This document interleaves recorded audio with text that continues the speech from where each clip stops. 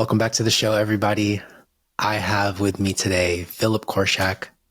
He is a bagel monger based on his Instagram account, a poet, and he's experienced some highs and lows in life, like many of us listening today, like all of us listening today. When it comes to running a restaurant, a business, he has a unique experience that I would love for him to share. So, Philip, welcome to the show. Thanks. How are you doing? Nice. I'm real grateful to talk with you. It is a cold, rainy, and almost sleety day in Philadelphia, and it is excellent to be met with your warmth. Thank you for that. Define sleety for a Californian. Sleety. Is that like rain? Is that snow? It is sort of like emo snow. It is somewhere. It doesn't have the light cotton candy quality of proper snow, and doesn't have the comforting nature of drizzle. Doesn't have the emphasis of full sleet, and yet is encompassingly cold and wet. It doesn't sound like something I would personally enjoy, but to each their own. Somebody out there might like it. In Holland, Denmark as well, they make a really big deal about being cozy. How the warmth of the home is a big deal. And just, I agree, and that's right. And it's also in perspective of how the outside can be really, really sleety. And cozy works in, perspective. Thank you for sharing. Yeah. So tell me what it is you've been working on over the last however many years. You call it a social experiment, and I want to bring the listeners in on what it is you mean by that. So I wanted to open a business that was going to be a neighborhood bagel shop. I wanted the people who would work in that bagel shop to be able to afford to live in the community that they were serving. So, where are you located? In South Philly, 10th and Morris. Great neighborhood, fantastic. But the idea is, in my mind, not relegated to a particular zip code. The secondary piece to it is that I don't think that a delineation between the customer and between the worker is useful to society as a whole, that it is an us and them kind of mentality. I want to make the point that I am a very, very privileged white male out the gate. Privileged. I mean, got to go to colleges and got to tour them, and I mean, privileged. And I also worked in the service industry my entire life. And I am so old that I do recall places where you could not enter through the front door. Couldn't. That the servant's entrance was in the back. And that wasn't supremely code.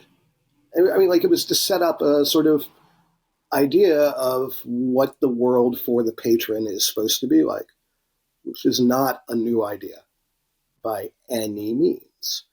And on one level, it worked really, really well for the industry, because what it did sort of create was a place for pirates and for outcasts and for rebels who couldn't live on the grid and therefore were together in their own, what we used to refer to at the rodeo bar in New York City as a Donkey Island, that place in Pinocchio where all the little boys go, right? Where it's all cotton and candy and cigars and pies and stuff, and then it turns real dark real fast. Well, that's every restaurant I've ever worked at. That's every last shop. And it's understandable because the dynamic is we are us and they are them, and there the twain shall meet. And you will go to the wall for the person who's closing down the bar with you. You do not know their last name. You do not even really know what their real name is, if that is their real name. You will still give them a kidney because they will give you a kidney because you are in it together. And you can get people to work like doubles and triples and clopens and all that stuff. Sorry, what's a clopen? Clopen is that like close to open? Yeah. I like it. Okay. And you'll do it because that's what family does. Do it for family.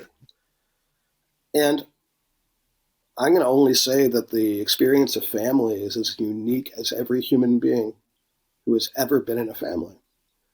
And that to paint it one way or the other is greatly insulting to anyone with a unique experience, which is all of us. Sure. However, I will say that the Manson family is a pretty good example of what restaurant family is like. You fit in or you get shut out. You do the thing because we're cool and because they're not. And those motherfuckers will never understand that they've got it coming. Are you with us? And that's a fun way to live for a long time. Like, especially if there's disposable cash at the end of it. However, what it doesn't really do is talk about the fact that whether we like it or not, we in a civilization are connected. And that all the delineation we do is, sort of not helpful. And that you can also see it in the shop itself where there's the front of house and the back of house. That amazingly, I don't know whether it's good or whether it's bad moment when slacker kids who are sort of like working summers to get some scratch together, which God love them. That's what the economy is about, man. Get the money to spend it. Cool. Are beginning to pick up restaurant Spanish from cats who are working in the back of house who are not getting loose scratch together for, like a trip to No, this is their livelihood. Or this is not their livelihood. This is the family back in Oaxaca's. Oh my goodness. Yeah, to add another layer to it, you're right. If you know any cat, if you worked in the industry any amount of time, and you believe that any one of those cats is taking their whole paycheck and living on it, wrong. They're living on a quarter of it, maybe a third. But I think of my old coworker Chewy, who would work doubles at the restaurant. He would do the clopens. He would do 80 hours there, and then another part-time gig at another restaurant cafeteria that was open during the day. And it's crazy. And to be clear, that's what that cat signed up for, wanted to do, and was getting paid, and was cool with it. Made their deal, and they were fine. And I have no problem with that either. I have the problem with the part where one is delineated as better than the other, more advanced than the other. That's a problem for me. The part where... Are you talking about the roles in society or the front and house, back of house separation? Front of house, back of house separation, and roles in society. And it's delineated if you take what is back of house to what is front of house, and then you take what is restaurant to what is not restaurant. The same idea all of that. Of tolerance. Oh, I respect what they do. Right? Mm-hmm. The emphasis is not on the word respect. The emphasis is on the word they. That's true. What they do. Not what is being done, right? Point being that in one of the things that is sort of interesting in that on a linguistic level, the word 86, right? I mean, you know what 86 is, right? For all you listeners out in the ethernets who haven't come across it, worked in an industry, doesn't know somebody who worked in the industry or watched the TV show MASH, 86 is a reference to a code in the U.S. Army to get kicked out because you're crazy. Predates restaurant lingo, to be clear. Restaurant lingo picked it up as the item we no longer fucking have, right? Got to the point where 86 in common vernacular for taking somebody out, right? Getting them out of your life is common because of restaurant world. Okay, cool. In that, the way we speak as a civilization is influenced that way. The point of restaurant Spanish becoming part of the vernacular, right, is really, really interesting because there is an appropriation of language that is not quite fair or respectful in the same way as culture. I'm not going to say it's underhanded. I'm just going to say it needs to be seen and understood what it is for what it is. My idea and my dream, my thought, was that if you open a shop, I want no delineation between who does what. I will not allow for front of house or back of house, and therefore I will not have codes like cook or counter. I won't do that. And more importantly, I'm going to pay everybody the same because I want everybody moving between positions, even if you can't. The idea is that you're going to try to, or you're going to learn to, or better yet, you're going to learn to and teach somebody else how to. Because in the... Can we jump forward in the experiment real quick? And but we can stay where we're at. I just had a random quick question in case we don't get it. If they're not good at taking orders, let's say they have a piss poor attitude, or let's say they're not patient enough with fermentation and they made the bagels, I don't know, not have enough spring. Would not you everybody has hands allow for them dough, to? Yes. Would you allow them to say, I don't like that position? And Josh over here loves it. Could we just trade? Was that okay in the experiment? Yeah, absolutely. Yeah, totally. Okay. Totally. If everybody is hired at the beginning, it was $15 an hour, and this is in 2021. People hired with no experience to do what I do, or the way that I do it. To that point, taking an order is not taking an order, right? In the same, so if customer service is not what do you want, or the fake, hi, what can I get you? But rather, here we are. Okay, that takes training. Anyway, and some people aren't down with that. Can't do that. Some people don't have the arms or the love of moving dough for 8 hours straight. Just, repetitive action over and over and over again. Some people really do and really, really love it. The idea is that without any one of the parts, none of the parts really work. None of them. And therefore, to emphasize that one is more important than the other. Now, granted, there is no bagel without the dough, and so you could argue that the dough is the most important part. Could. However, without the person who opens the door and goes, oh, there you are. Let's talk about bagels. That bagel has nowhere to go.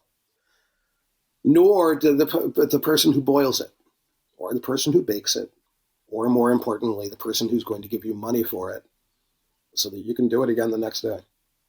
Every last part of that, in my mind, equally important. Therefore, no delineation for a baker gets this much, a boiler gets this much, the head dough person gets this much, the low dough person gets that much.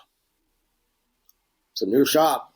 We're going to grow. We don't know what it is yet. We're all going to get the same.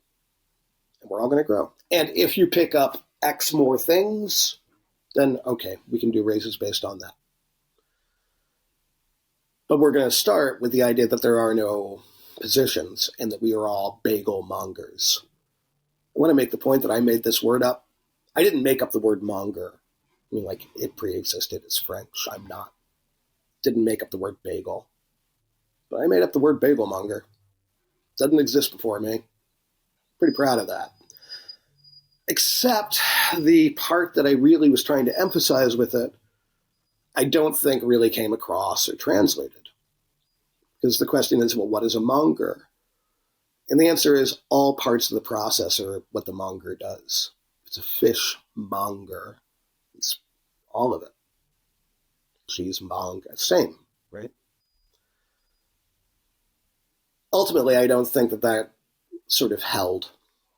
And that there is a definite desire ingrained into our culture for, can't we have a dishwasher?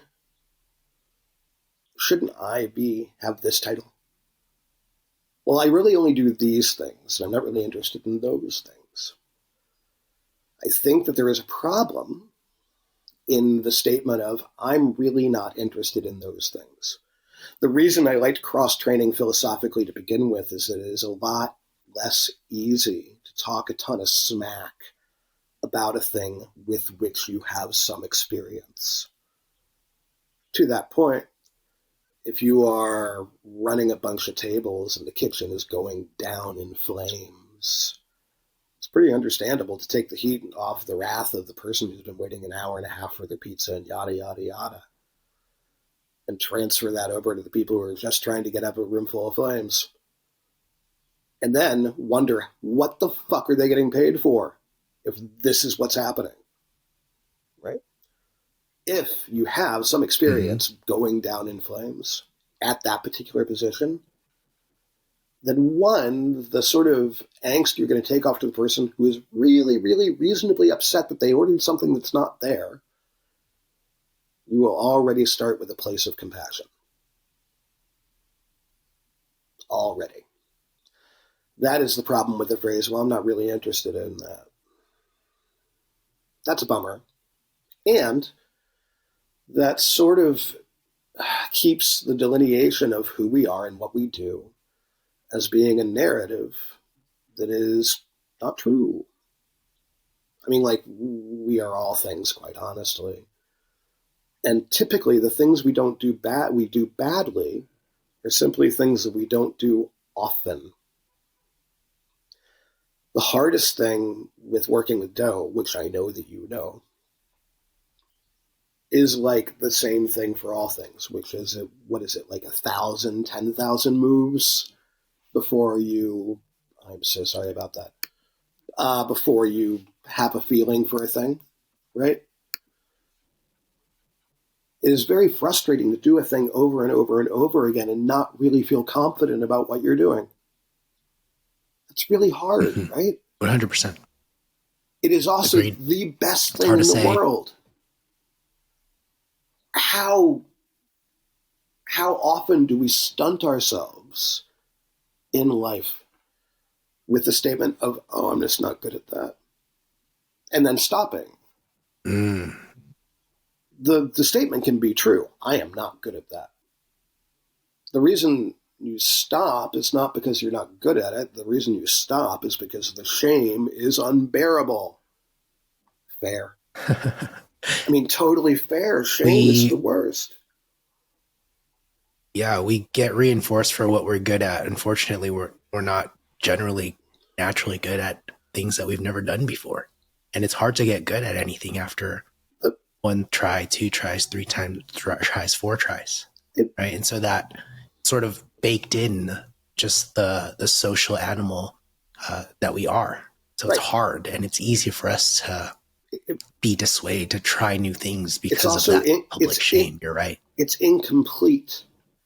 That's my point. It is not whole in its vision of what is true. So, there are technical things for which you can definitely get better, and they can be tracked, right? Like all of that. I think what is beautiful when you think about, and I'm not a really physical person, but if you think about like Olympians, who are basically people who have trained very, very, very, very, very hard for a very, very, very, very, very, very long time to accomplish a thing. But I think that is a misstatement. I think a thing is accomplished as a result of a person who for a very, very, very, very, very, very, very, very, very long time had to practice very, very, very, very, very, very, very hard to not do the thing they were trying to accomplish. That's true. And that's great, right? The beauty is continuing. It is also very hard and, like all that other stuff. And yes, you cannot be delusional and go, I am a tremendous artist and, like that is what I'm going to do and the world will accept me and I will turn the world on its fire, right? And at some point, if nobody's looking at your art, that is simply not a thing that's true to anybody but you. And if that's the only person it needs to be true to, fine. But that's not So be it. really how art works. So same thing with business and same thing with commerce. The question ultimately is whether the idea that I have can exist inside of the commercial structure. And the answer is, like, no, like it can't, or it didn't, or it doesn't, it didn't for me. And, like, bummer. And I think that if I've gleaned anything from it, and I hope to be able to come to this truly with a piece of compassion. So it is not unknown to any of us that we recreate the patterns of our life. At least that's a hypothesis that's pretty generally uh, confirmed or thought to be true. This is only to say we make mistakes and then we make them over again and we make them over again. And every time we are trying to solve a problem that we couldn't solve before. Um, I think that's good and I think that's beautiful. I think with the idea of a business that would be supported inside of that, I have to be empathetic to all the presets of what the business is thought to be on every level of it, to know that, like any human being, it has to undergo a long arc of understanding before that sort of idea can be thought of as true. So I'm only going to say that there is a comfort in front of house and back of house that I do not think I am universal in the dismissal of. I do think there is a comfort in the we are the cooks and they are not. I do think there is a comfort in I am the customer and I am always right. I do think there is a comfort in the you are the boss, we are the worker. I do think that those comforts are very, very, very deeply rooted. And that my desire to be shed of all of them is not workable. Not, or it wasn't for me. It didn't work out that way for me.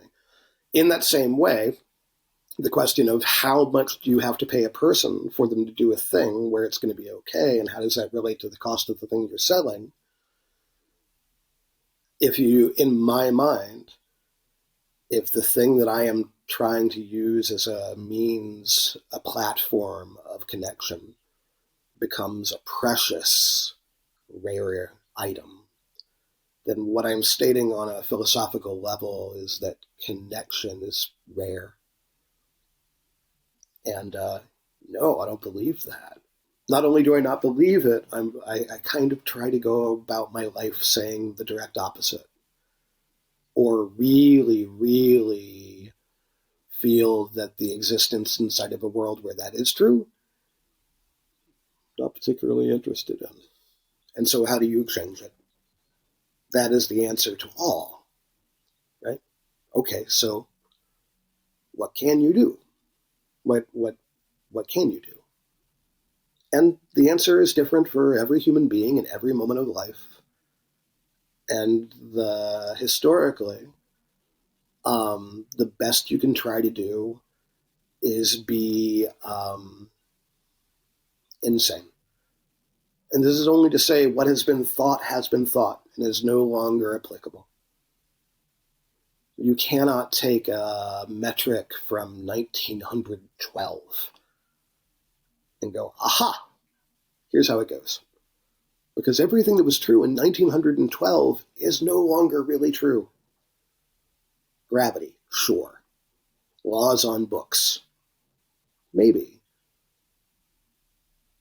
But, for brighter minds than me to understand why a law got written in 1912 without the perspective of 2024, I'm not smart enough to talk about that. I'm smart enough to make the distinction that what you have to do is look at the world that is current and go, here's what's important. Where I definitely shot myself in the foot, and I think that maybe I could have gotten there, is through delivery. And I'm not positive, but I think I could have gotten it to a place where maybe it could have held water for a year, right? But with anything, if you're not looking constantly at the rising price of labor as well as goods, how you make that commensurate with the rising prices of what you're going to sell your things for is really interesting. But the point being is that I don't think delivery is great for us as a society. I order delivery. I am a bad person. It's true. I will tell you that, I definitely get on my phone and press a button and demand a thing, and somebody brings it to me. And there's not one part of that I really like. Is it because there's the lack of connection between the person who made your food and you? Is that what you don't like about it? I think that's part of it. And I think that it is the lack of connection between me and every part and process of that food happening. Me inside of a room with other people who are eating as well. That's important. Me going to my phone, narrowing my perspective to the palm of my hand, pressing a button saying, give me this. Paying the appropriate amount of money, I suppose, for that to happen. Knowing for sure that the people who are delivering the food, who once again have made the decision on their own minds that that's what they want to do and they're perfectly fine with the wage that they're making, is absolutely not a living wage. Not invested in the human being, living. It's invested in making a quick deal with a person. Oh, you do this, so you get that. It's fine. Which is a personal decision, but in the construct of business based upon human beings inside of a neighborhood, right? Inside of a social structure together. If you are not constantly thinking about, oh, we all have to live together, then what are you doing? And the answer is amassing money. Mm-hmm. You're just, you're moving money. That's what you're doing. And then you can go, yeah, but I'm taking all the money that I make and I'm doing really great things with it. And maybe true. I don't have the privilege of having had the opportunity, right? But I will say that when we think about the service industry, where the service industry has been, what occurred in it, paying a human being $2.95 an hour, so they would then pick up the tips, right? You would, as the owner of the shop, would be making way more money. And cool, everybody made their own deal. But I'll tell you, the caste system of who we are and who they are, and whether we're all trying to do a thing so we can all be okay at the end of the day, no, that's not the deal. I think the whole question of how are we going to be okay at the end of the day has to start with the idea of, because we have to answer this question, because at the end of the day, we're all still there. I'm not going to solve the homeless problem, and neither are you. But we can all say that we get real good at not looking at it. Mm. The answer is to Interesting start looking. you brought that up. So it's interesting you brought that up because I one of my questions was is like, why did you feel that it was your responsibility to do it on your own almost? It almost seems like a example you'd want to make with a coalition of some sort. It seems like Yeah, sure. Something that should be tackled by more than one person. I think that's where the frailty of my brain is apparent. I think the coalition is all humanity, right? Like I'm that dumb. The other sort of easy answer is I don't think I can think about it or do it in any other kind of way. I don't.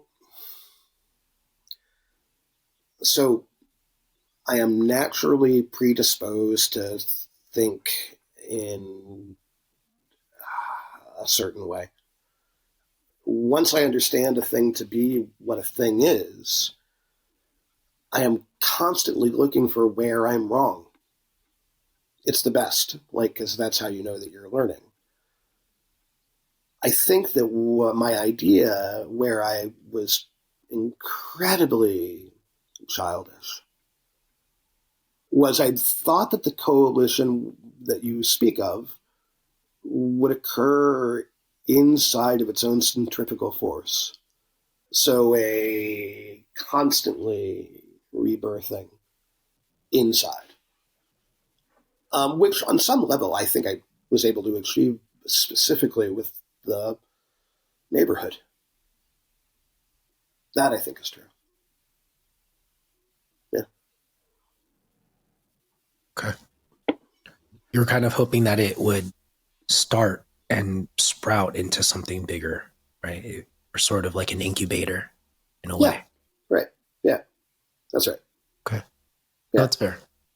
And just to draw sort of a bridge between what happened and sort of why the experiment is no longer happening, is that the individuals who are at the restaurant, I'm sorry, at the bagel shop, saw the differing positions and said, you know, that's not really my vibe.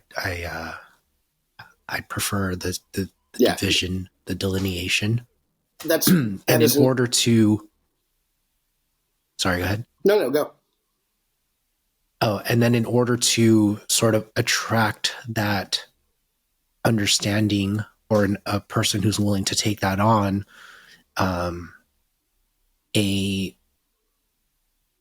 premium on the salary had to be there in order to get that specific person to take on those multiple roles. But it was not sustainable. I think that's part of it. Yeah, I think that's an aspect of it. I think that that's right. I think that so I opened with the idea that I've been a manager in a restaurant for a very long time. I was a kitchen manager in a very successful pizzeria in Texas for a very long time. And my big takeaway was that I really didn't think managers were necessary. That I really, really thought that if you had human beings on the ground who believed in what they were doing, that they would hold each other accountable and be honest with one another. In my experience in life, the best friends I've ever had are the ones who told me the truth, let me know things that I didn't know. Everything that I've ever learned is because somebody told it to me, not because it came down from God. It's because somebody looked at me and went, okay, Korshak, try that way. Oh, wow, that way.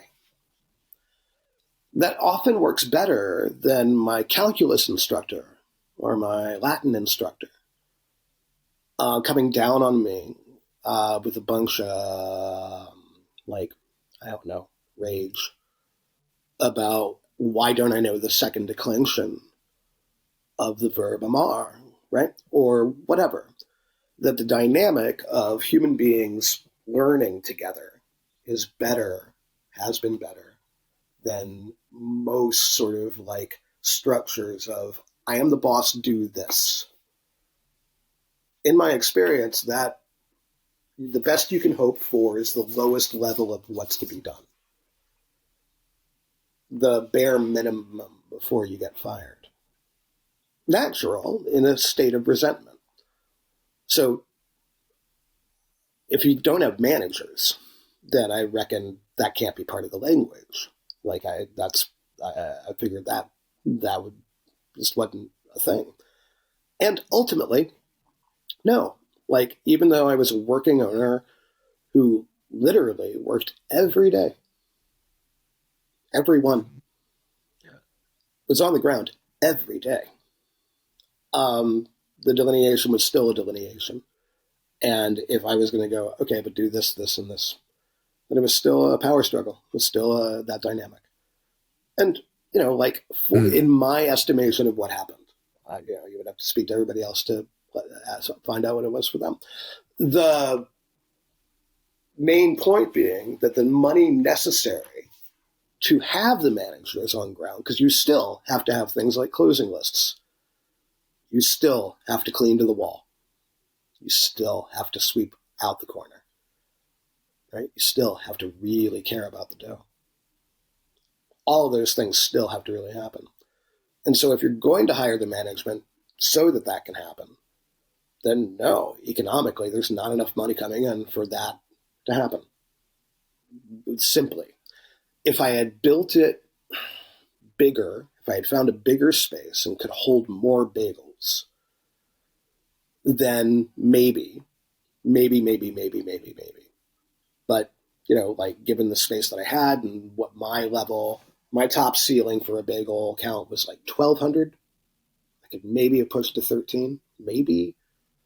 But the number of human beings that you need on the ground to pull that off and to pay them appropriately, right? With appropriate knowing that nobody gets health care, right?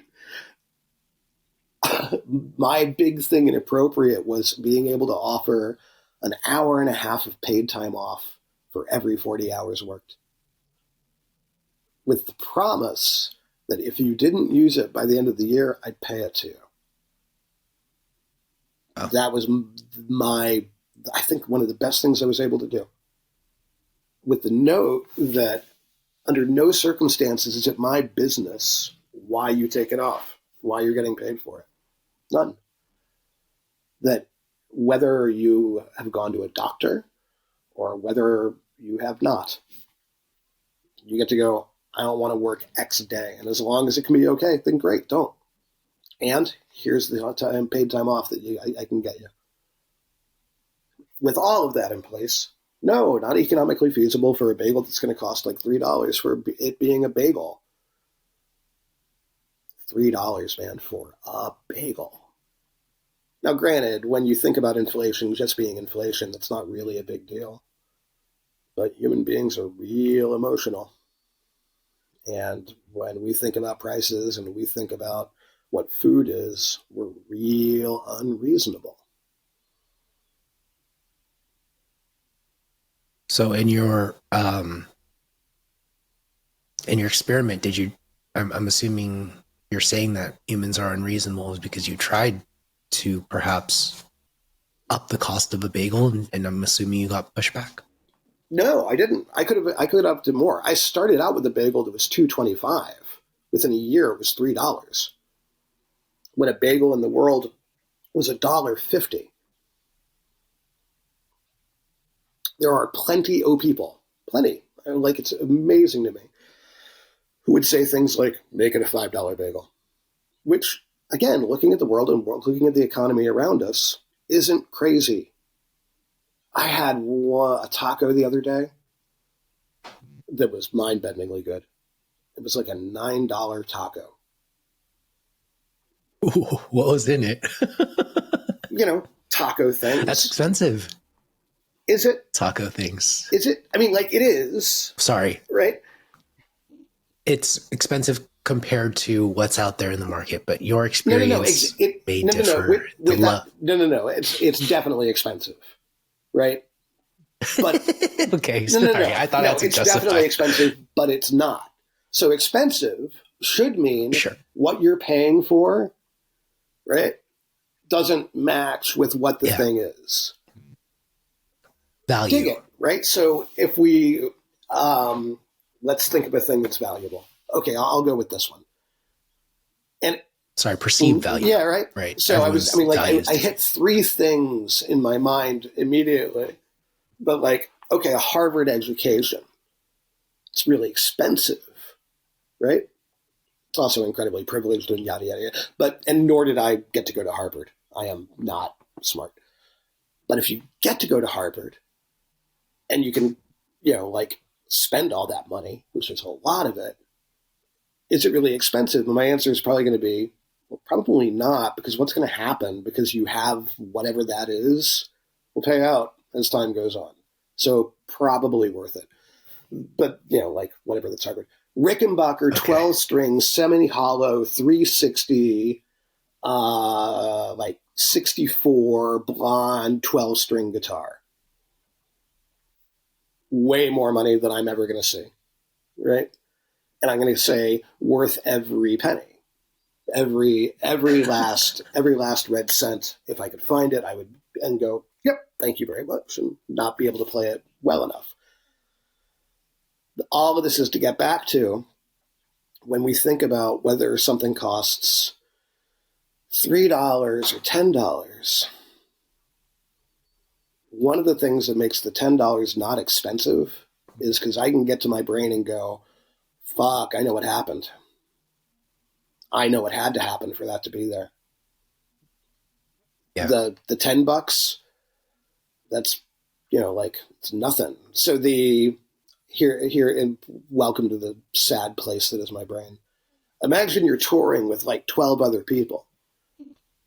You get to a roadhouse and you do a gig and they pass the boot around the end of the night and people throw in money.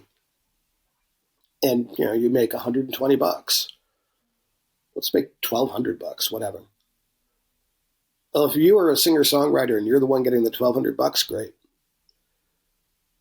If you're a 12-person band, then okay, you're getting $100 a piece, which in my day of being an old person, a night of throwing down, getting drunk, and doing drugs and getting to play music with a room, totally worth it.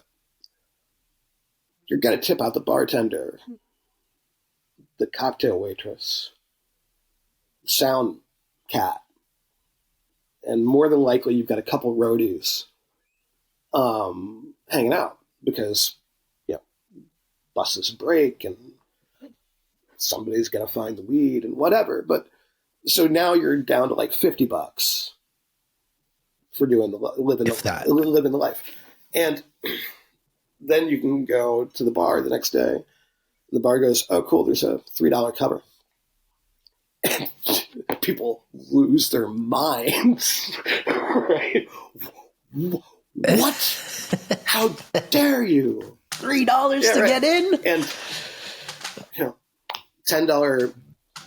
So again, with me and the bagel, and again, the problem with everything I'm talking about is the decisions I made affected more people than just me.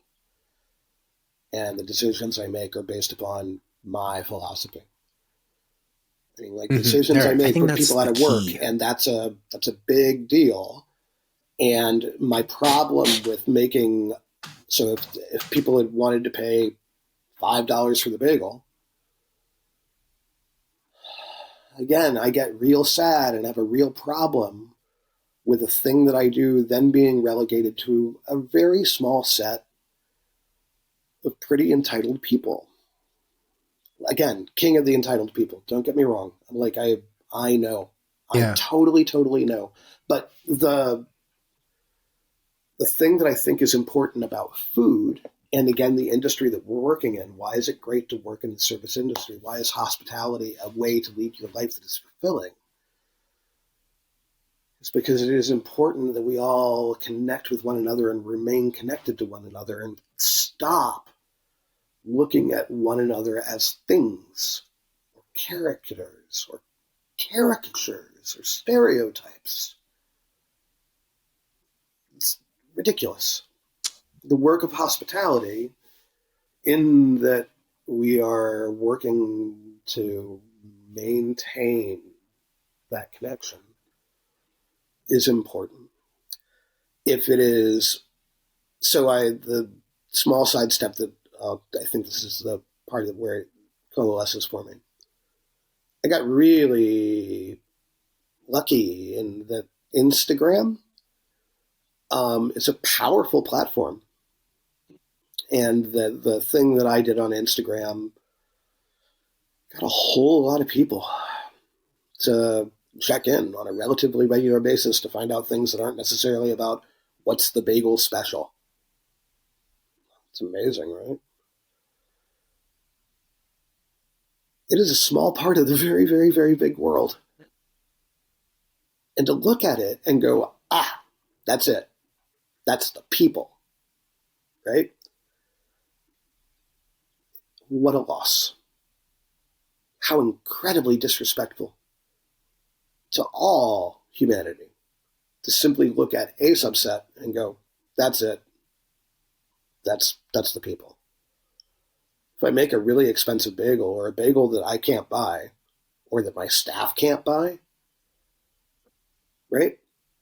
If I make a $5 bagel and make a dozen bagels $50, then I better be paying my people well enough for them to be able to buy a dozen bagels, like as people. And if my answer is to go, but I'll give them a discount, well, then we're back in that caste system again, and I don't want to have a part of it. Okay, these are all really big, highfalutin philosophical ideals about stuff that I don't like.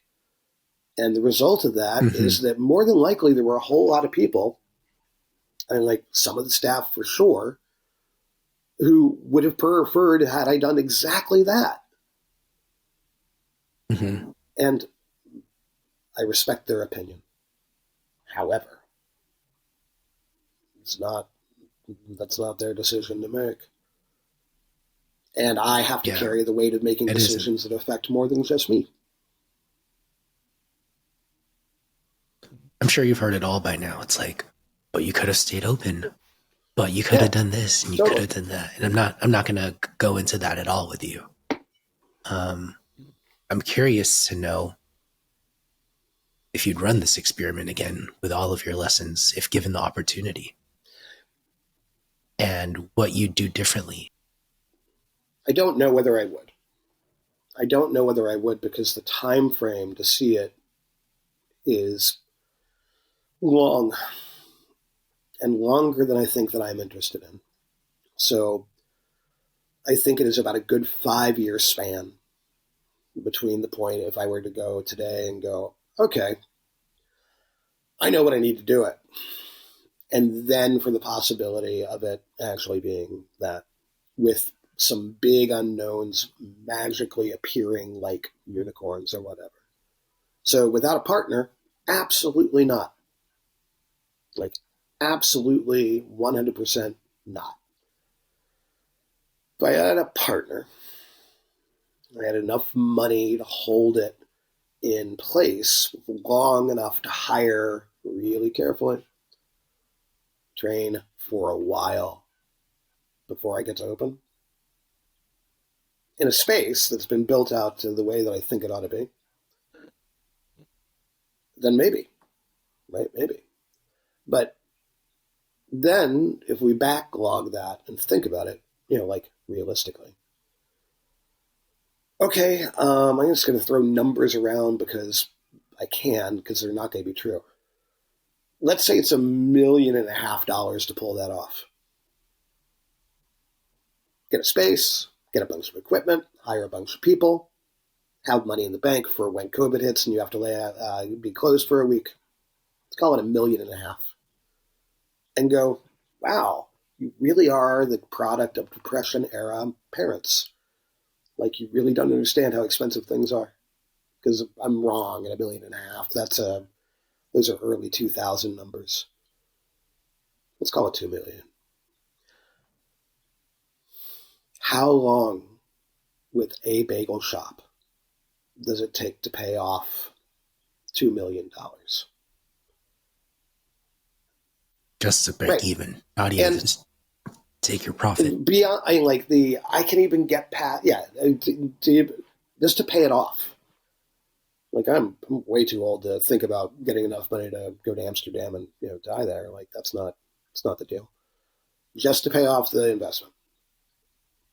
It is not a logical con. The logical con is to do it and then make it where it's reproducible, and then dump a bunch of them doing that thing. Which like if I'm doing the thing where everybody's getting a living wage, and the connection with the community is working, and the dough is being understood as the platform for love, then why not? And the answer is that I can give you right now is that, well, there are only so many hours in the day and only so many places that I can be.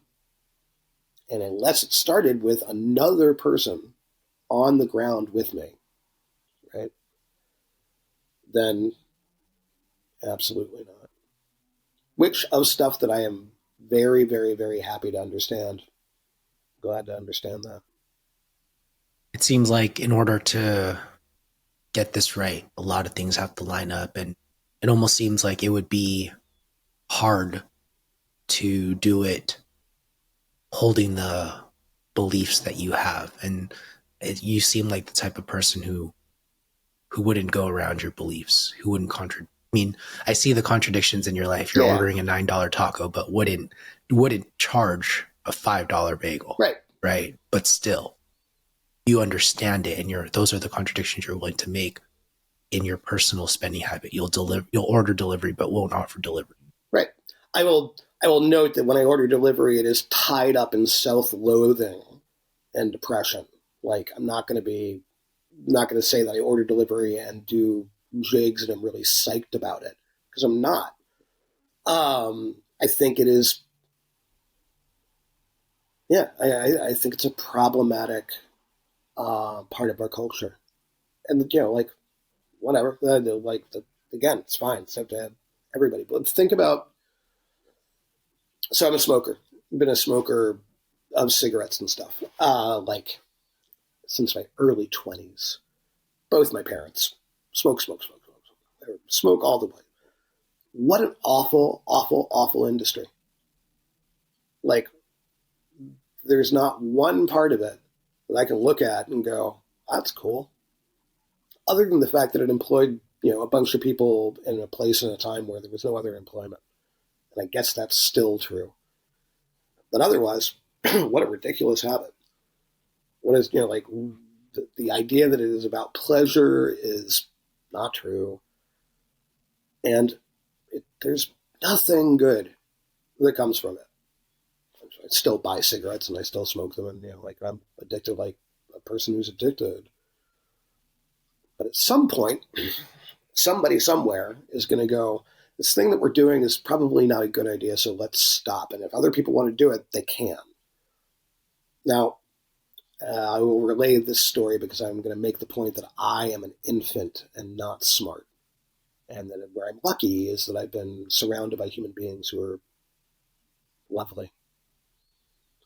My wife, Kendra, and I had this conversation once where I was getting all stumpy and said, just stop making bullets. How can you work at the bullet factory? Who works at the bullet factory, man?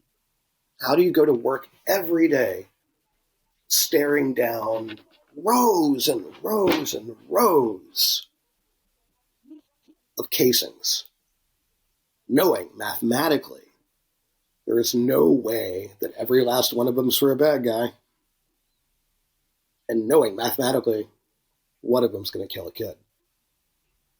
You know it. How do you not know it? How do you work at the bullet factory? And my lovely wife, Kendra, looked at me and said, "Oh, Philip, you know it's a city, right? That's the part. It's a whole city of human beings. And if that factory isn't there, it's not like a whole city of human beings is suddenly going to get swept up and work at, I don't know, Boeing. I mean, like, let's give them good, well-paying jobs. Like, there, it is a construct and a part of the fabric of our society. How do you shift and change? And then you can only know that, well, it comes down to every last human being about whether they want to be involved in the manufacturing of bullets or not. Where the hypocrisy lies is I do pay taxes. Like, I believe that that's an important, I think that's a part of humanity or our civilization that's right and good. I do understand that the taxes I pay for endless shells that are going to be filled until they're not filled. And I know that my part in that is not unknown. However, you got to get through the day and you got to do what you can do. I think that where I would be willing to compromise is varied, right? So I will note that the way that I thought the shop would be and what it ended up being are not the same thing. And I will be really grateful for that because what I came to see was beyond my vision. Vision's really, really, really limited. Growth is limitless. Also really hard. What were some of the other positive things that you saw? You said that you were able to give 1.5 hours for every 8 hours work. Every 1 hours of vacation. Every 40 hours earned 1.5. Sorry, every 40 hours worked. Yeah. That would have been a lot of vacation. Yeah. So it averaged out. So if you were working full-time, managed down to 4 days a week, one weekend.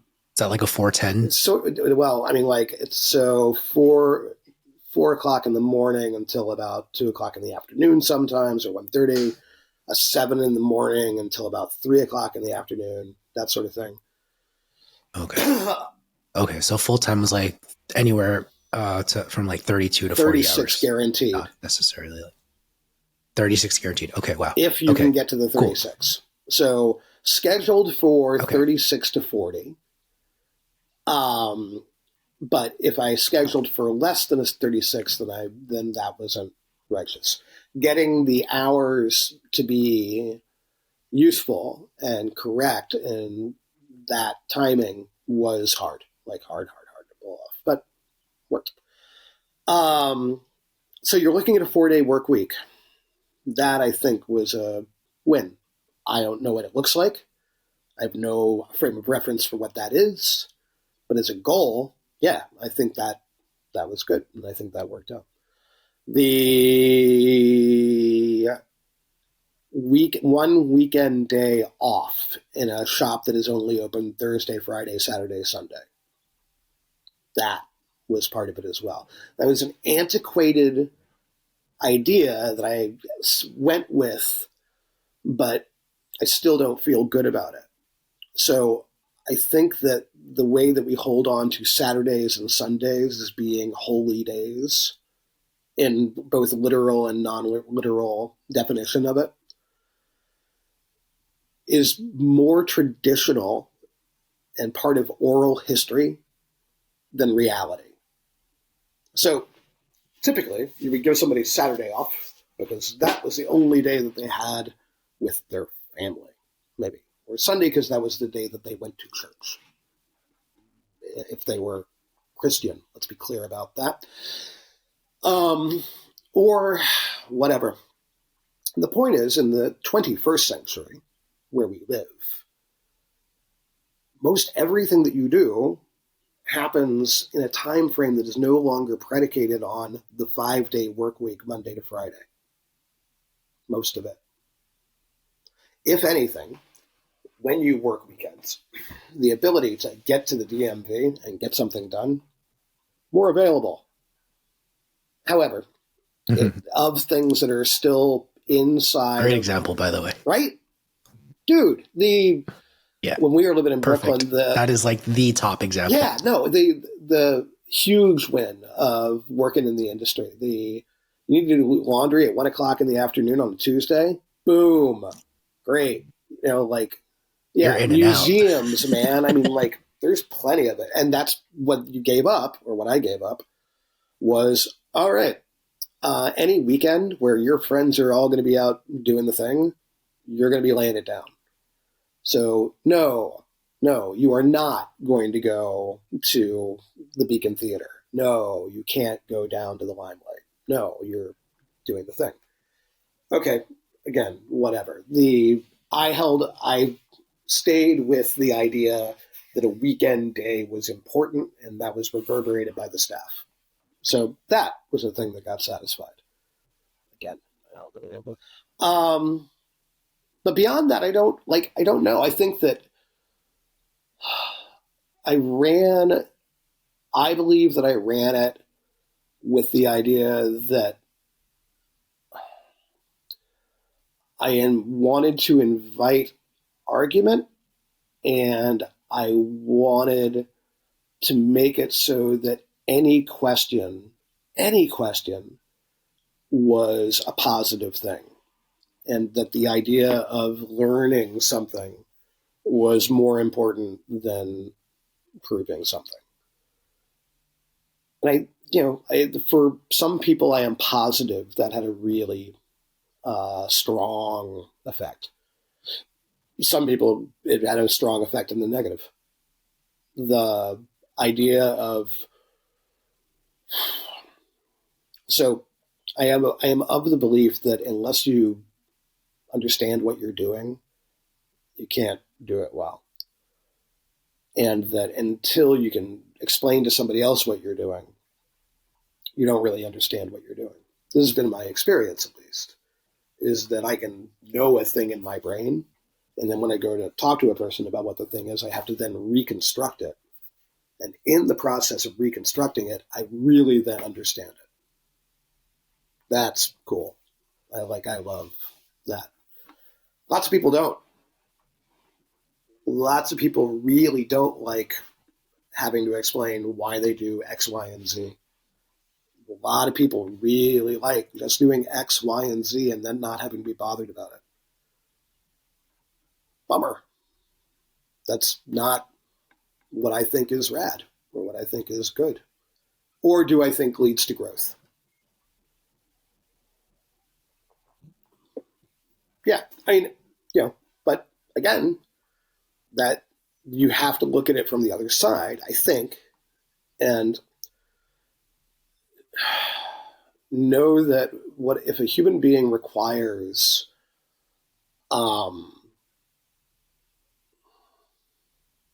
that kind of detachment for what is being done, then on some level you are obligated to provide it for them if that is what it needs to get it done. Maybe, don't know. Other than that,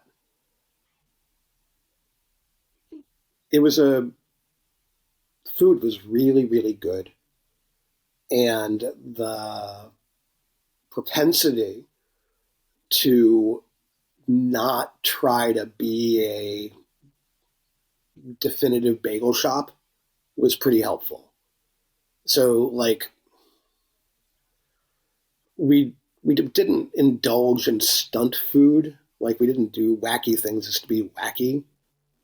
But we made things that we thought would be good because they delighted us. I think that part was true. Which isn't true of a lot of shops where they're trying to create or make a thing that will get some juice, right? Some heat. That wasn't the vibe. I believe the food was Right? good coming from someone who put so much passion into it. Yeah, it was good. We will talk about the bagels. I would love to. But while we're on the topic of the positive, I want to ask you, and I want you to speak to an audience of people who love self growth, people who want to strive for more, but also people who are scared of failing.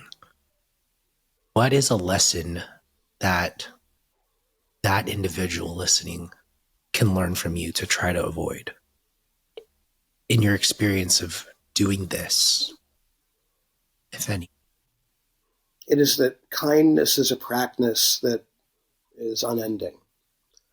So I can relate to a fear of failure. I can only state that it is um, not really logical because the failure is inevitable. If it is fear, then it is really about what we don't know and what we think will happen. And there's a lot around that. And to try to dissuade anybody from engaging with that, I think, is ludicrous.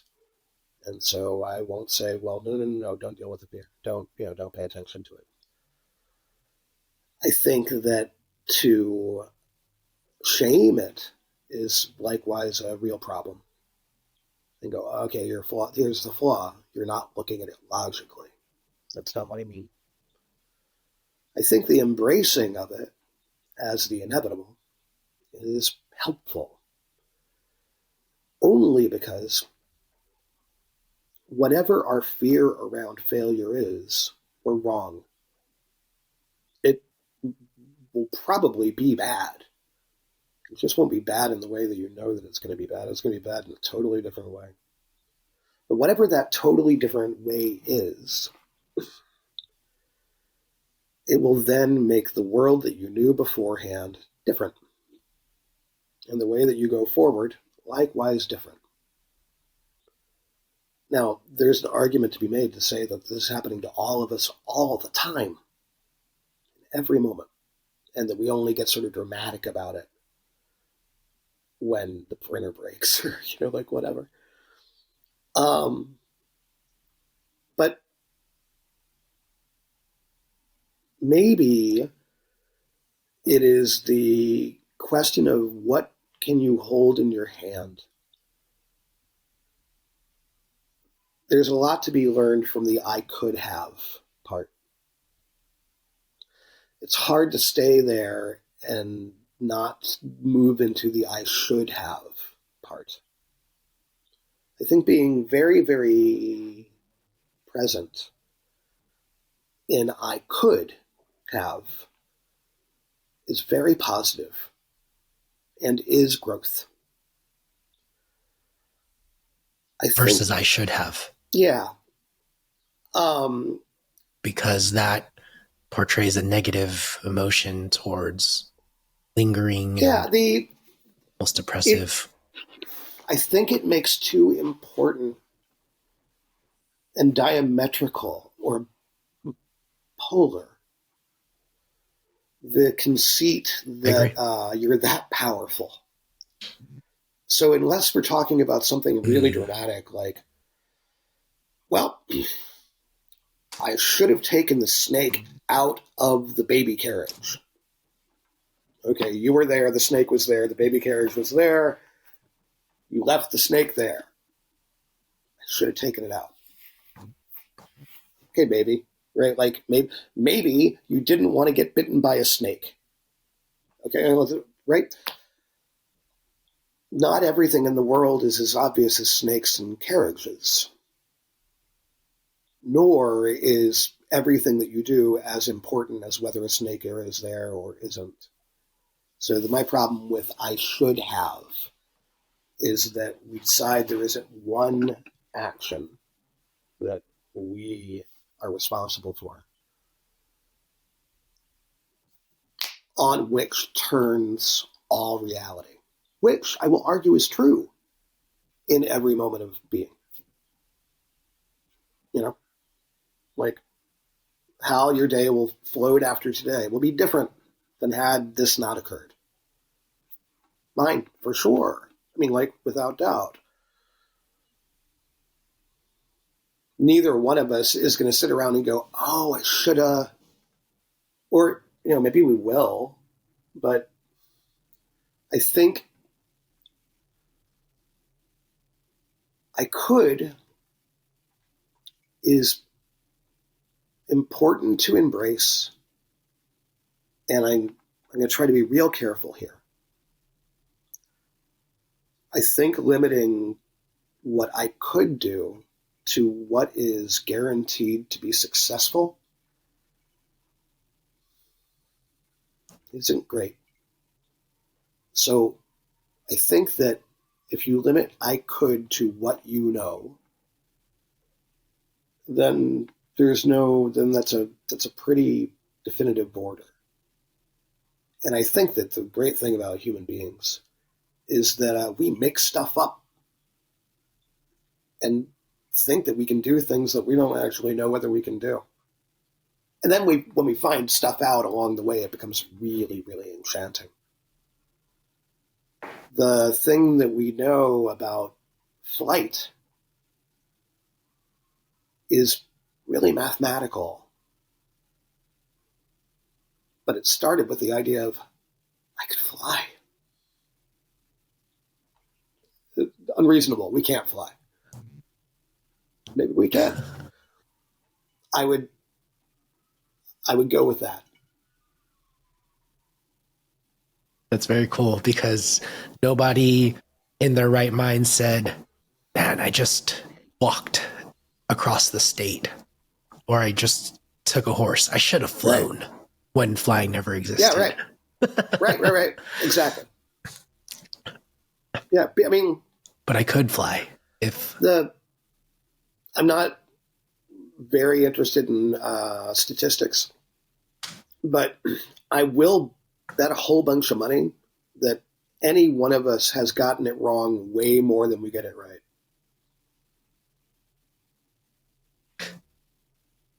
So that was my question for you. But before I say that, I just want to comment what you said about our lives moving forward after this very second is something that I associate with something that John Arena tends to say all the time. Yeah. Seriously. Oh my goodness. If anyone listening here has the opportunity to talk to John or Philip, you're going to see these similar beliefs in some things. And it's awesome to see. Thank you. Just wanted to point that Thanks.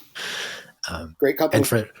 And for those who don't know, yeah, Philip was pointed out to me by John Arena, so I have him to thank for.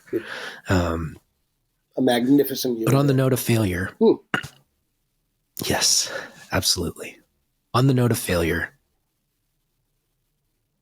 I am still very much scared of failing, and it is irrational, I believe. And so shed light to me and anyone else listening who is scared to make a jump in their life currently at this moment. Was there a moment in your life or a set of moments that put you at a higher level of thinking? Like, failing is good. I can fail. I will bounce back. Do you remember any sort of... So I'm not positive I'll bounce back. That stuck out? Sorry. I don't know. I'm not positive I know what that really means. I think the first thing I want to say is it is a very, very hard way to feel. And I associate that with paralysis, the fear of failure.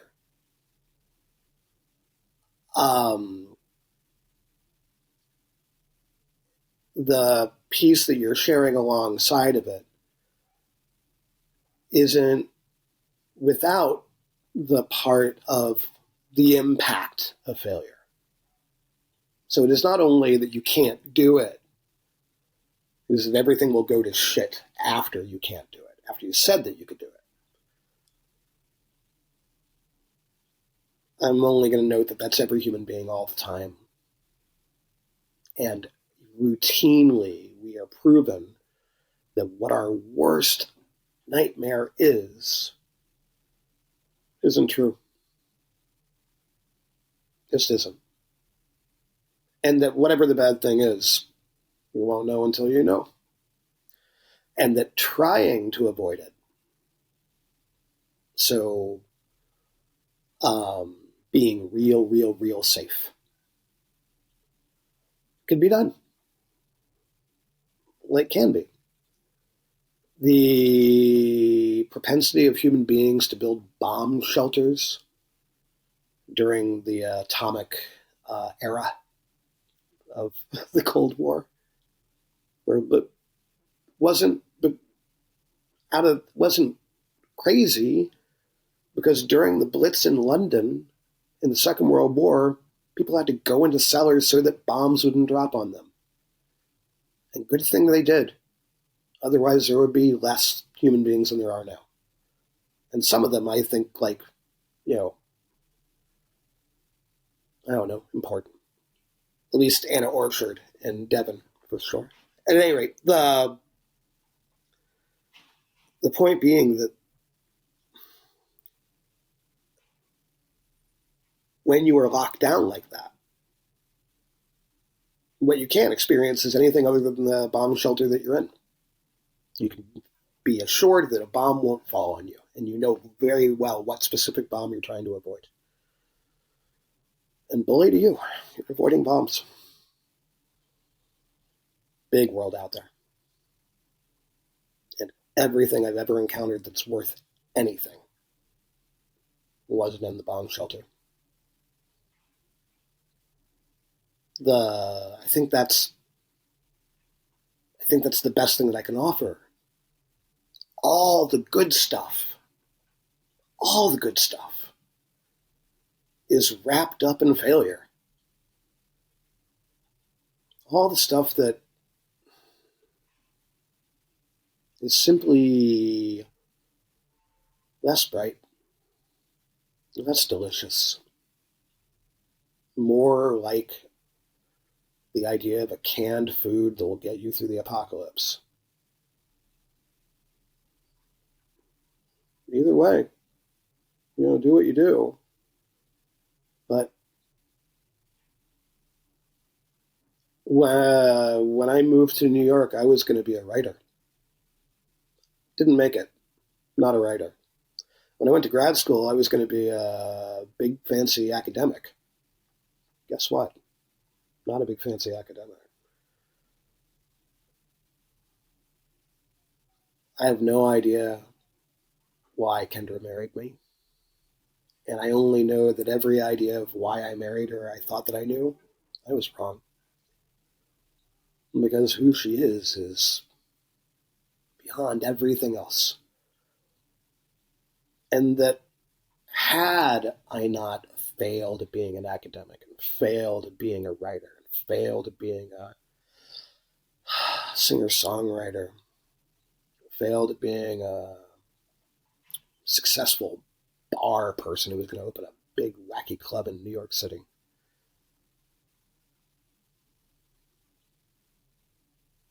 I got to figure out how to be a failed bagel guy, or monger, as the word is used specifically for me.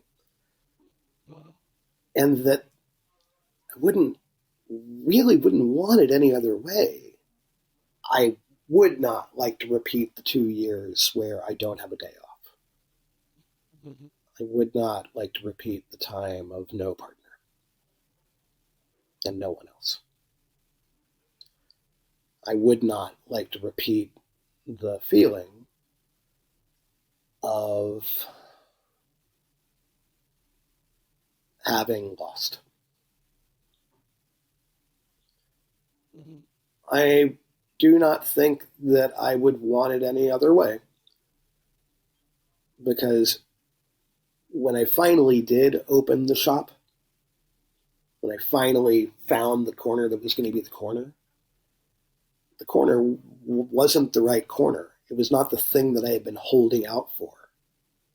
I wanted a counter. I wanted a wraparound counter with stools. I wanted a bagel diner, man.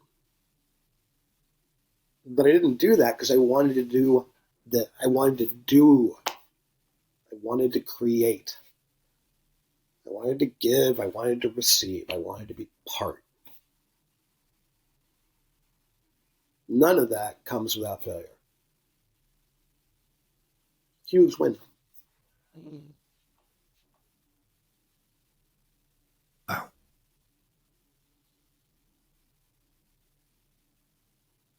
Wow.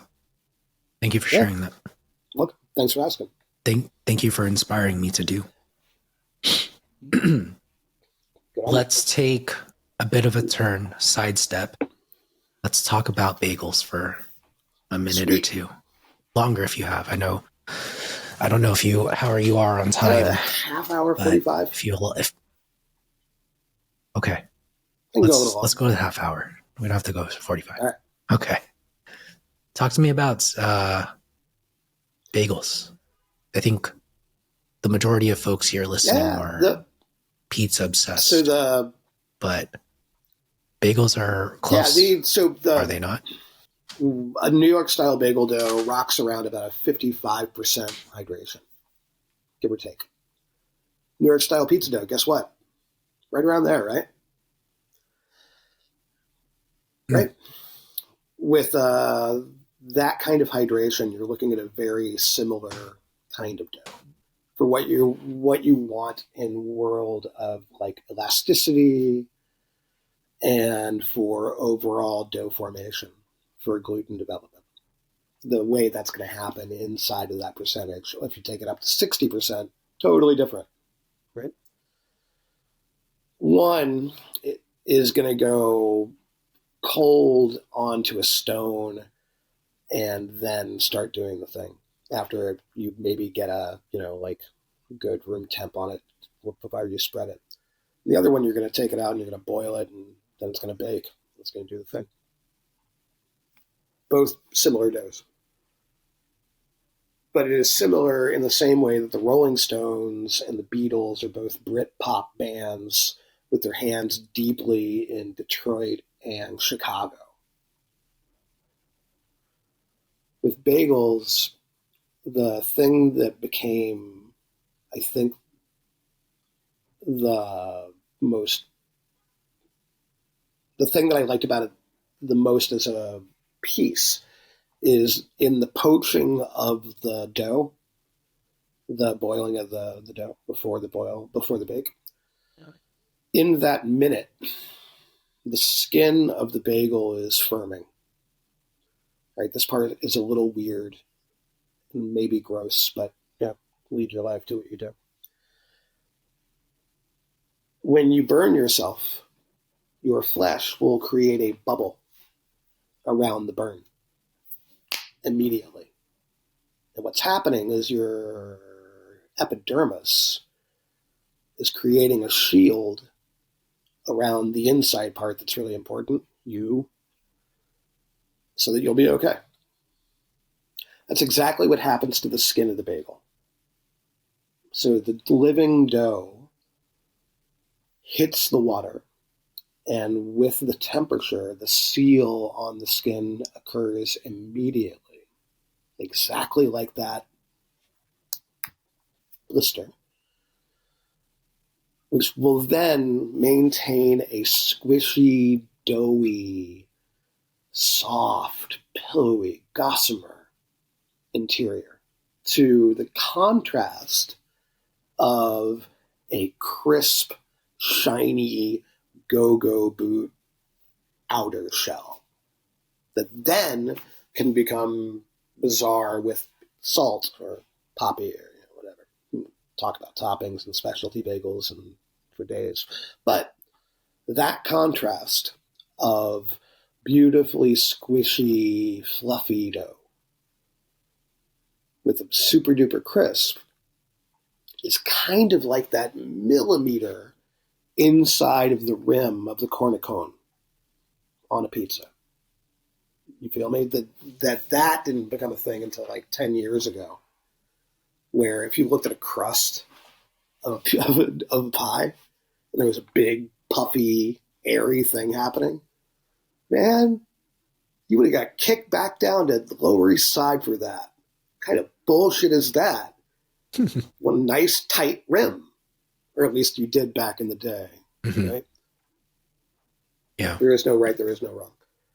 That part of the cornicone where it is now in Pizza World, where it is bordering on being fleshy, almost barely undercooked sometimes, which is why it's tricky.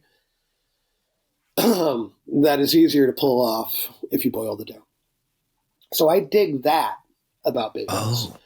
Likewise, there's so much steam happening inside of the deck that what happens with the overall cook achieves that squishy inside of shell.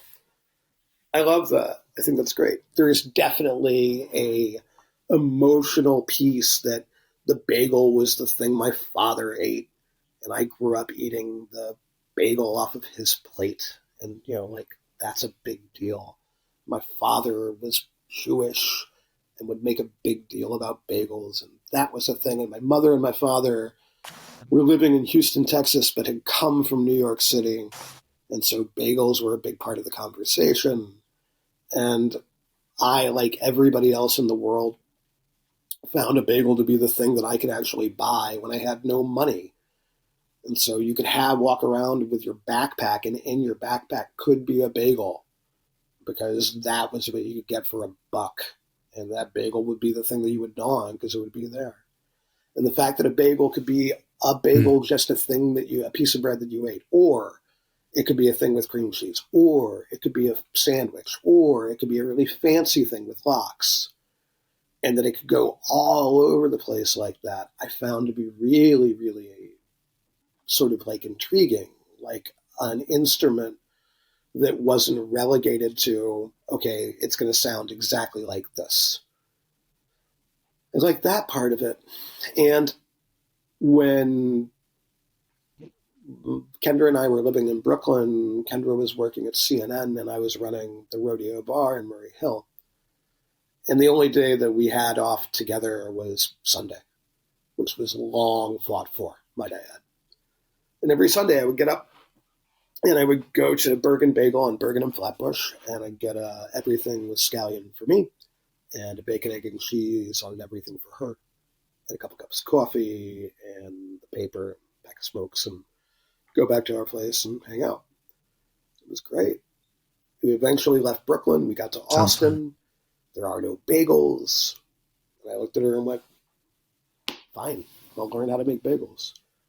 And so I started. And that was like 2003. And I'd been in the industry for a very long time at that point. And at that point, before we moved to Austin, part of the reason we left was that the thing I'd been thinking about was opening up a bar that was a bookstore, or a bookstore that was a bar, for a long time. And quickly realized after 15 years, no, I don't want to do that. But these bagels are pretty good. And I know a thing or two about the restaurant industry, and yada, yada, yada. And so I went from there. Mm-hmm. Bagels in the zeitgeist of sort of our world, in the world of like commercial dough, really took a swing towards like its own notoriety, I don't know, like 10, 15 years ago. Like it started becoming, more specifically, the sort of small batch stuff, the non-big, lenders or whatever. Yeah, that's why. But mostly it's because Kendra wanted a salt bagel. Or more importantly, I wanted Kendra to have a salt bagel. That is more correct. When it comes to, let's say a New York pizzeria has a 55% dough, Yeah. or they have one that's slightly higher and they just want to remove some of the dough out of the bowl before they add the rest of the water. Is the dough essentially the same? It's just different how you manipulate it afterwards? Yeah, totally. Totally, totally. So that is sort of Okay. like the really interesting thing about any sort of dough. We we think it's like a magic trick when we put something in an oven, right? So we open the oven door, we put it in, we go to commercial break, we come back, we open the door, we pull the thing out. Oh, look, it's a thing. Yeah, great. The time between what the time of the bench rest is, right? From the mixer to the table, before you even start cutting it down, can do things to what that final thing is going to be like, or what you want to do with it. I can take my bagel dough is and turn it into sort of like monkey bread inside of an hour. It just won't be what that thing is going to be, but the moves that I can make. And okay, if I don't boil it, what's going to happen to it? What if I treat it like straight dough? What will happen then? And it can do all of those things. It's a matter of, okay, when's it going to rest? How long is it going to proof? What does proof really look like? How hot is your oven? Where is it going to go in that oven? Are you going to rotate it? Is it going to be damp inside of there? All those things. But relying on my old metaphors, think of it like music production. You've got a song. You know what the song is. What's playing on that song? And that's where it gets interesting. A New York pizza dough recipe is a blues song. Everybody plays it. Thank God.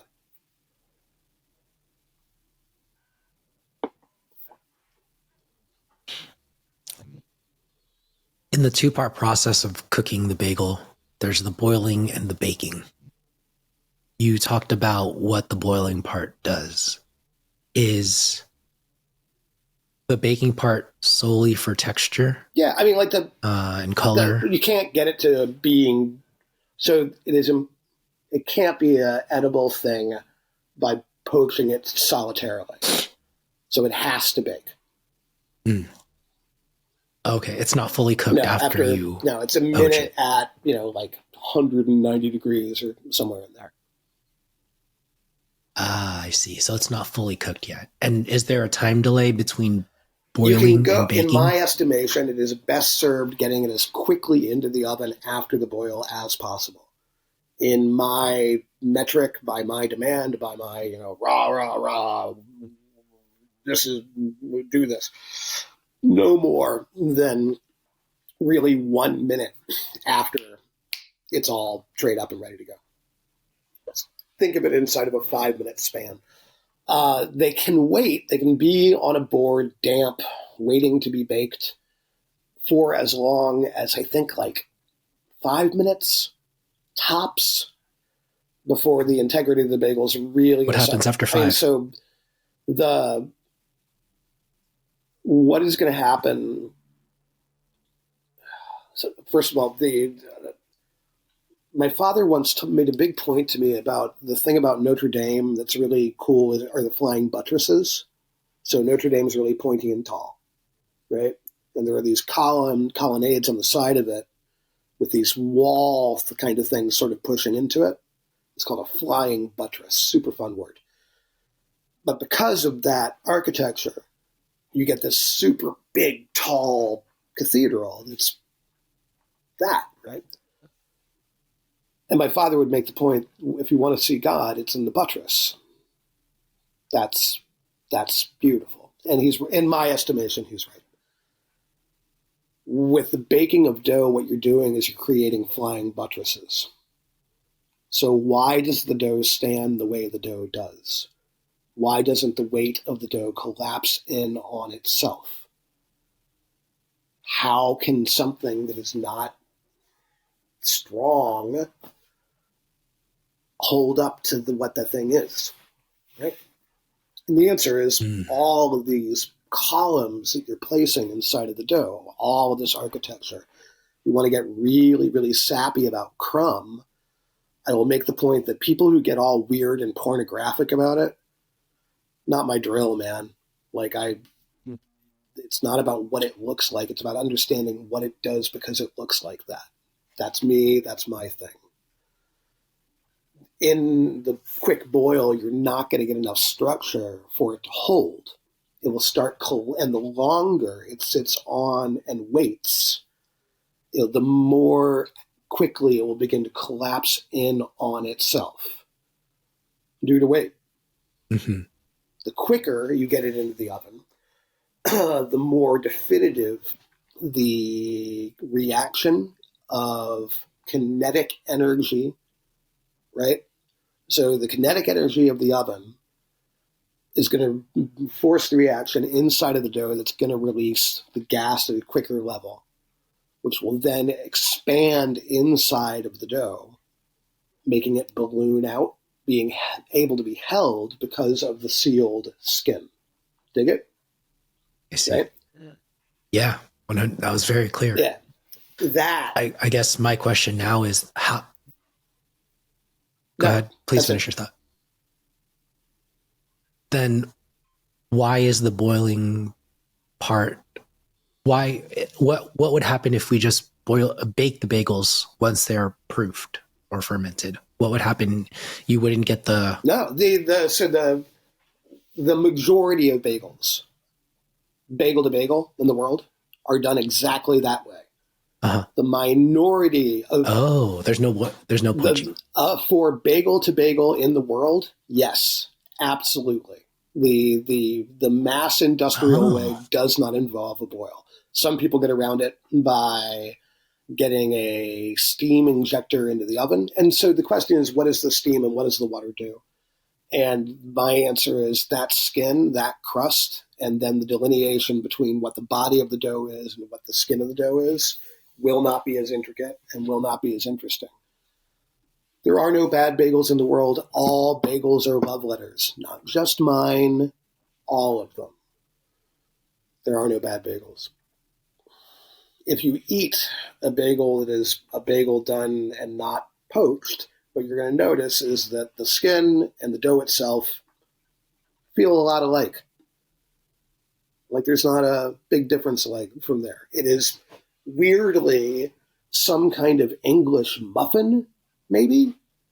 Like it's got kind of that consistency and that quality to it with a little bit more oomph. So it's kind of an English muffin that had a baby with Italian bread, right? Like that's what one of those sorts of bagels kind of feels like, right? Or to me, that's what that feels like. And if that's your deal, cool. I like, other stuff. Thank you. Beautiful explanation. Talk to me about every bagel as a love letter. Oh, can you just share what you mean by that? With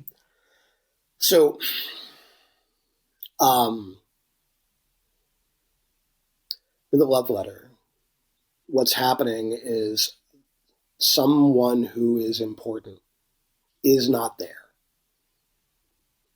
And what you're doing is you are sitting there and conjuring them in the moment and the space. They are there when you are writing the letter. And you are telling them whatever it is you tell them and what a love letter reads like, which is different for everybody. But mostly it all comes down to this one kind of comment, which is it's really important that you're here. And you're not here.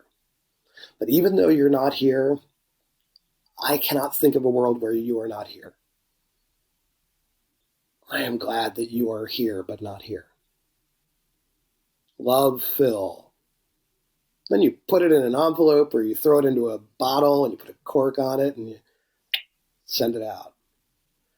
If you're really creepy, you get to stand there and watch them open it and read it and know that the thing exists because of you, right?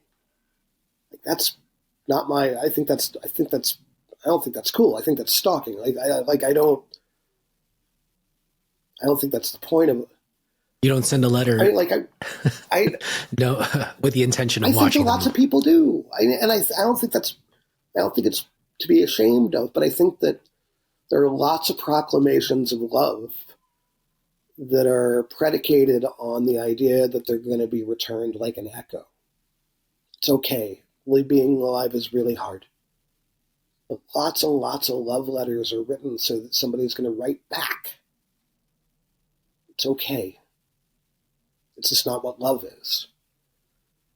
For me.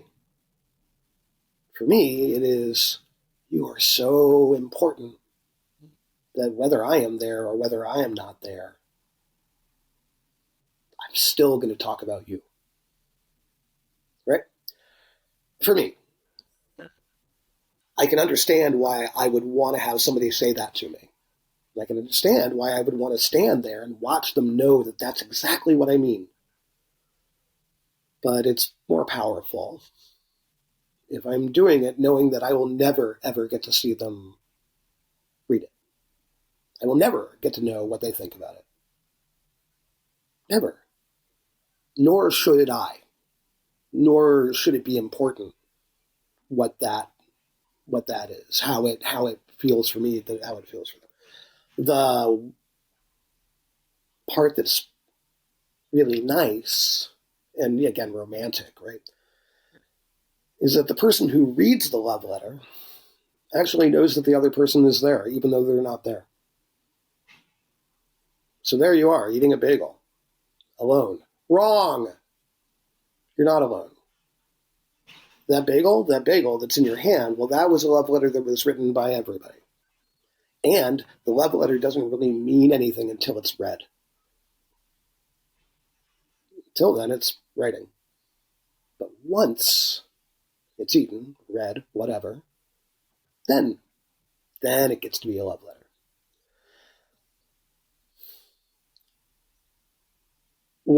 It is the motto, one of the mottos of the store. But I do want to make the point that I think that's the point of all food. Like, I think that's why hospitality is cool. I think that's why all of this is important. I think that's why looking at it on the economic level and where that intersects with humanity is important.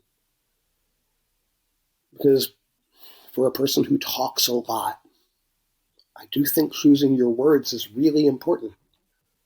And for the most part, I'm pretty accurate with what I say and what I mean. I'm really pretty careful. I think in the restaurant industry, we can be more careful about what we say, how we say it. I think that's what I mean by every bagel is a love letter. I have written a few love letters in my life. Good. Literally, Yeah, literal right. love letters. And I noticed that I'm more careful with what I write. I noticed that I try to be neat. Yeah. I put more thought just into how it's presented, the timeliness of it, and all of that. And if every bagel is a love letter, just the approach to that and where you're starting off is just so much better than if every bagel wasn't a love letter. I think so, yeah. Yeah. Awesome. Final question for you. What's good dough?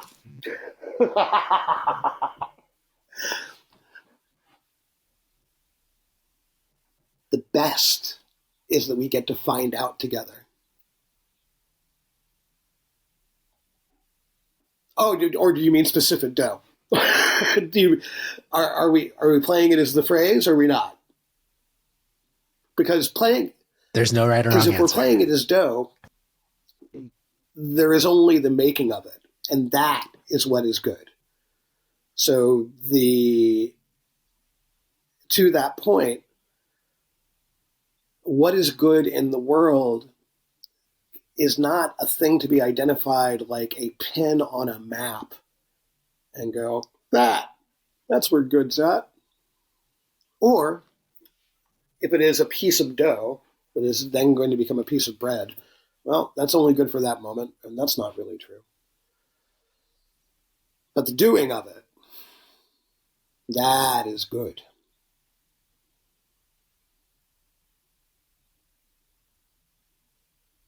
Thank you for being on the show, Philip. I Have a appreciate your great time. day, man. I'll talk to you later.